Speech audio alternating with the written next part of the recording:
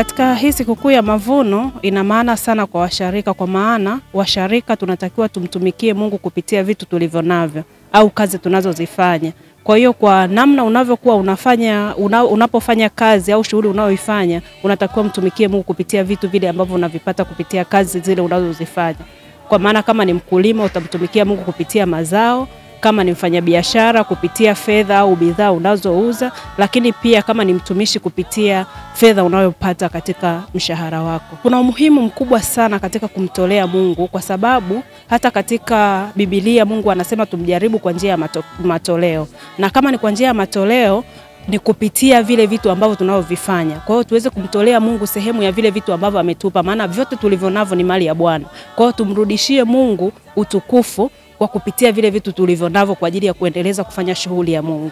Ujumbe wangu kwa wanajumuiya, waumini wote wa kanisa la KKKT Ebeneza kanisa kuu, na waumini wote wanaosali KKKT, kwa maana ndio tunaadhimisha sikukuu ya mavuno, na wakaribisha sana kwa ajili ya kuja kumtolea Mungu kwenye sikukuu hii ya mavuno. Ni sikukuu muhimu sana kwetu sisi wa Kristo kwa ajili ya kumtolea Mungu. Turudishe vile sehemu ya vile ambavyo Mungu ametupatia. Tunaamini tumebarikiwa kupitia kazi zetu, kupitia mashamba, kupitia biashara tunazozifanya. Tumrudishie Mungu kupitia mifugo ambayo tunafuga. Tuje tumtolee Mungu ili tuweze kurudisha sifa na utukufu kwa Mungu kwa sehemu ya vile vitu ambavyo ametupatia. Maana hatuwezi kurudisha vyote alivyotupatia.